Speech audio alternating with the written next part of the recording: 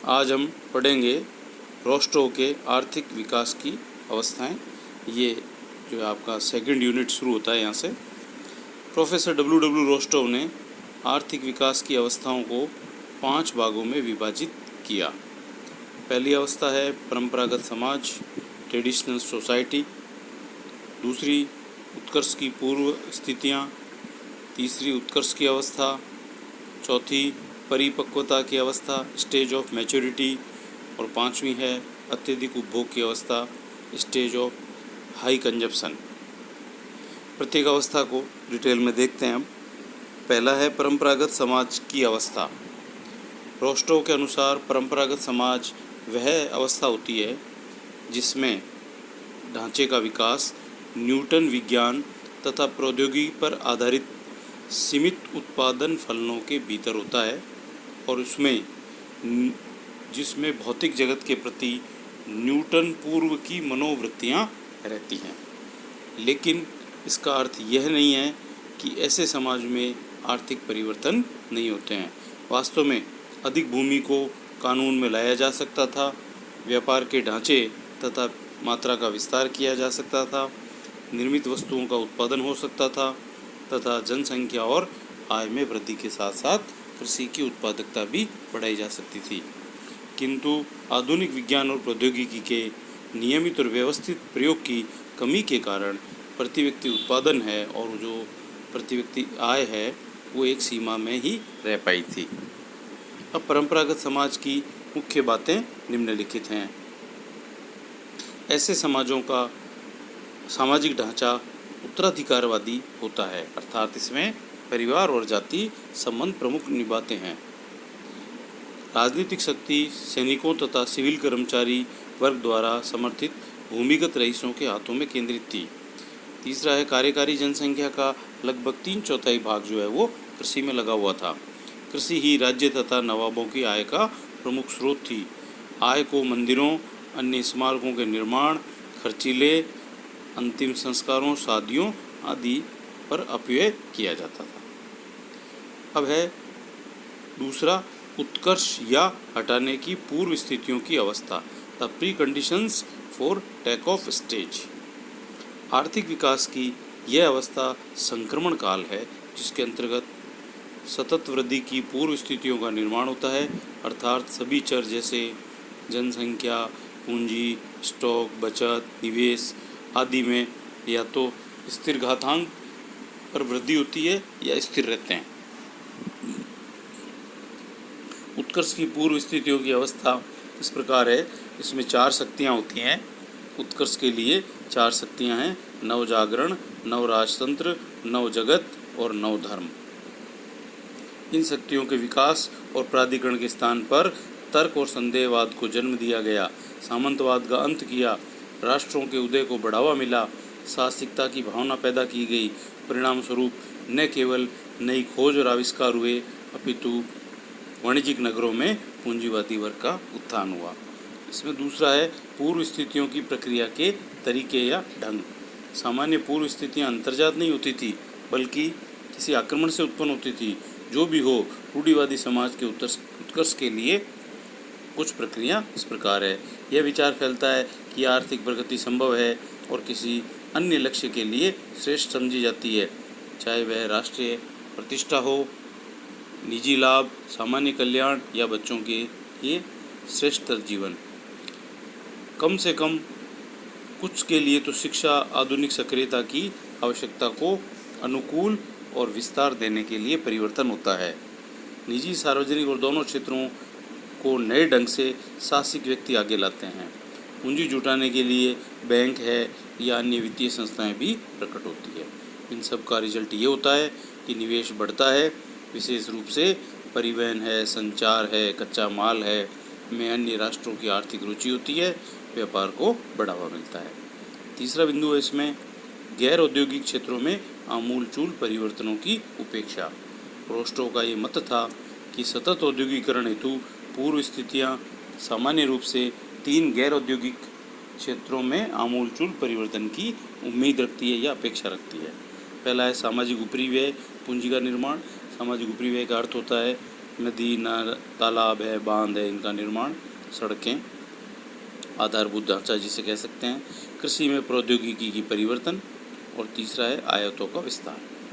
Next point है लाभों का पुनर्निवेश, री इन्वेस्टमेंट ऑफ प्रॉफिट।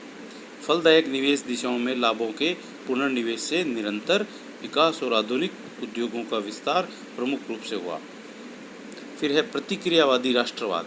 संक्रमण लाने में प्रतिक्रियावादी राष्ट्रवाद का अर्थ है विदेशी शासन के भय की प्रतिक्रिया ने प्रबल शक्ति के रूप में कार्य किया। जापान में ऊंचे लाभों तथा नए निर्माण की गई उपभोक्ता वस्तुओं के लिए नहीं, बल्कि 19वीं शताब्दी के चौथे दशक के प्रारंभ में चीन में जो अफीम युद्ध हुआ था और एक शताब्दी बाद कमोडोर पेरी के 7 काले जहाज़ों के प्रदर्शनकारी प्रभाव ने वहाँ कहते हैं आधुनिकीकरण का ढांचा तैयार किया। तीसरा है उत्कर्ष की अवस्था। अब इसकी जो तीसरी स्टेज अपन पढ़ रहे हैं, द टेक ऑफ स्टेज। उत्कर्ष का अर्थ बताते हुए रोस्ट्रो ने बताया है कि औद्योगिक क्रांति है एक प्रकार से, जो उत्पादन के साधनों पर आमूलचूल परिवर्तनों से प्रत्यक्ष जुड़ी रहती है, जिसका समय की अपेक्षाकृत मोटी अवधि में निर्णयात्मक एक परिणाम प्राप्त होता है। उत्कर्ष की जो अवस्था है उसमें 3 शर्तें प्रमुख हैं। राष्ट्रीय आय के 10% से अधिक शुद्ध निवेश की दर, प्रमुख क्षेत्रों का विकास। प्रमुख क्षेत्रों में 3 प्रकार के क्षेत्र होते हैं, प्राथमिक, सहायक और व्युत्पन्न। प्राथमिक का अभिप्राय है जहाँ नव प्रवर्तन और या नए अज्ञात साधनों को काम में लाने की संभावनाएं ज़्यादा होती है। सहायक क्षेत्र या प्राथमिक क्षेत्र में विकासों के परिणाम स्वरूप तेजी से वृद्धि होती है। व्युत्पन्न क्षेत्र वृद्धि क्षेत्र है जहाँ कुल आय, जनसंख्या, औद्योगिक उत्पादन की अन्य सभी प्रगतिशील क्षेत्रों के साथ साथ थोड़ी थोड़ी वृद्धि होती है। रोस्टो के अनुसार उपयुक्त क्षेत्रों की वृद्धि 4 आधारभूत तत्वों की उपस्थिति पर निर्भर करती है। प्रथम है उनके उत्पादनों की वास्तविक मांग। इन क्षेत्रों में क्षमता विस्तार के साथ साथ नया उत्पादन फलन शुरू किया जाए। उत्कर्ष के लिए इन प्रमुख क्षेत्रों में पर्याप्त प्रारंभिक पूंजी और निवेश लाभ हो, और ये जो प्रमुख क्षेत्र हैं तकनीकी परिवर्तन के माध्यम से अन्य क्षेत्र में विस्तार के सूत्रपात करें। सांस्कृतिक ढांचा जो विस्तार को काम में लाए। उत्कर्ष के लिए अंतिम आवश्यकता होती है कि एक ऐसा सांस्कृतिक ढांचा प्रकट हो जो आधुनिक क्षेत्र में विस्तार की प्रवृत्तियों को काम में लाए। इसका लिए ये शर्त है कि अर्थव्यवस्था निर्मित वस्तुओं की वास्तविक मांग बढ़ाने के लिए आय में से अधिक बचत को जुटाएं और पूंजी निर्माण करें। चौथी जो स्टेज है वो है परिपक्वता की ओर अग्रसर अवस्था, the drive to the maturity stage. Rostow के शब्दों में परिपक्वता की ओर अवस्था वह अवधि होती है जब समाज अपने अधिकतर साधनों पर आधुनिक प्रौद्योगिकी के रेंज का प्रभावपूर्ण उपयोग करता है। इसमें कुछ बातें देखी जा सकती है, जैसे प्रथम है यह दीर्घ सतत आर्थिक विकास की अवधि होती है जो 4 शताब्दियों से भी अधिक समय तक रहती है। पुरानी उत्पादन तकनीकों का स्थान नई तकनीक ले लेती है। नए क्षेत्रों का निर्माण होता है। शुद्ध निवेश की दर राष्ट्रीय आय के लगभग 10% तक आ जाती है। अर्थव्यवस्था अप्रत्याशित झटके सहन करने की स्थिति में होती है। रोस्ट्रो के अनुसार जब कोई देश प्रौद्योगिकी परिपक्वता की अवस्था में होता है तो उसमें ये निम्न परिवर्तन देखने को मिलते हैं। कार्यकारी शक्ति की परिवर्तन में प्रकृति, जो वर्किंग फोर्स है हमारी कार्यकारी शक्ति है उसकी प्रकृति बदलती है। वह मुख्यतः कुशल बन जाती है, स्किल्ड। लोग देहाती क्षेत्रों में रहने की बजाय शहरों को पसंद करते हैं। वास्तविक मजदूरी बढ़ती है। सामाजिक सुरक्षा के कार्यक्रम लागू किए जाते हैं। ट्रेड यूनियन बनती हैं। दूसरा है उद्यमिता की प्रकृति में परिवर्तन। उद्यमिता कठोर तथा परिश्रमी स्वामियों और मालिकों का स्थान साम्य और विनम्र प्रबंधक यानी मैनेजर ले लेते हैं। नई आवश्यकताएं, औद्योगिकीकरण के चमत्कारों से समाज ऊब जाता है और कुछ नया चाहता है और कुछ परिवर्तन चाहता है। अत्यधिक उपभोग की अवस्था, हाई मास कंजप्शन स्टेज। अत्यधिक उपभोग की अवस्था में उपनगरों में स्थानांतरण तथा मोटर गाड़ियों, टिकाऊ वस्तुओं, उपभोक्ताओं तथा घरेलू मशीन पूंजों का अधिक उपयोग, अत्यधिक उपभोग की विशेषता देखी जा सकती है। इसमें कुछ समस्याएं बढ़ जाती है। समाज का ध्यान पूर्ति की अपेक्षा मांग पर ज़्यादा होता है। उत्पादन की समस्याओं की अपेक्षा उपभोग पर ज़्यादा आधारित हो जाती है। विस्तृत अर्थ में कल्याण की समस्याओं पर अधिक ध्यान बढ़ जाता है। 3 शक्तियाँ हमारी जो है कल्याण में वृद्धि करती है। प्रथम, राष्ट्रीय नीति का अनुसरण, कल्याणकारी राज्य और निर्माण करने का निर्णय। अब जो रोस्टोव ने ये अवस्थाएं बताई है, देखना यह है कि क्या ये विश्व के किसी देश या अर्थव्यवस्था में पाई जाती है या नहीं। तो इसका जब विश्लेषण किया गया तो कुछ बातें इस प्रकार सामने आई। रोस्टोव के आर्थिक विकास की अवस्थाएं सराहनीय हैं, जो आधुनिक युग में सबसे अधिक प्रचारित ही नहीं हुई बल्कि आलोचित भी हुई। तो इसकी कुछ आलोचनाएं इस प्रकार हैं। परंपरागत समाज का पाया जाना अनावश्यक।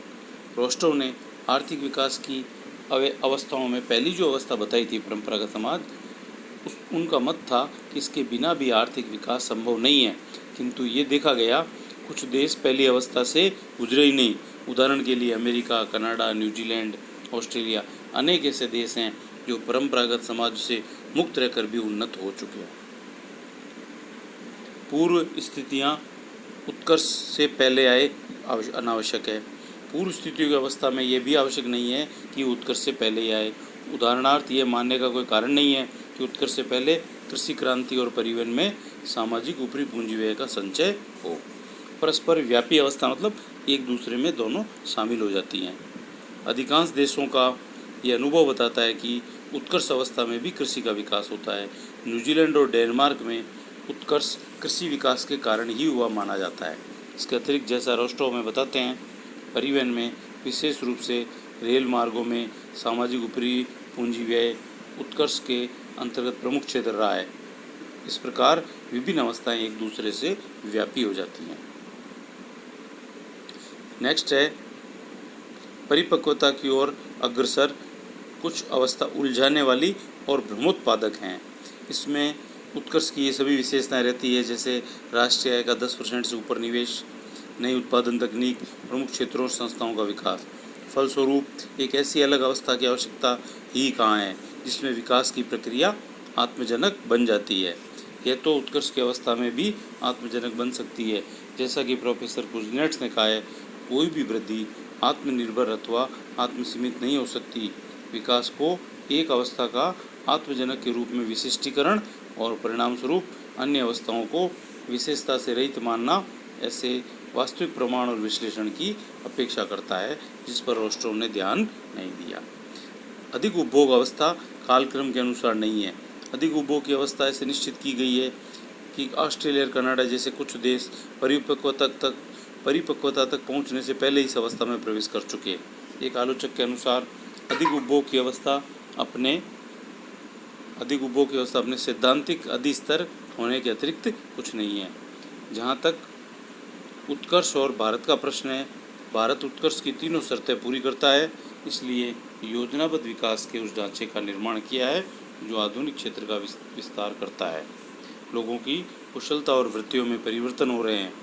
आधुनिक प्रौद्योगिकी परंपरागत समाज में घुसती जा रही है। प्रशासकीय दक्षता और ईमानदारी में सुधार हो रहे हैं। तो इस प्रकार जो है इस सिद्धांत की आलोचना है। धन्यवाद।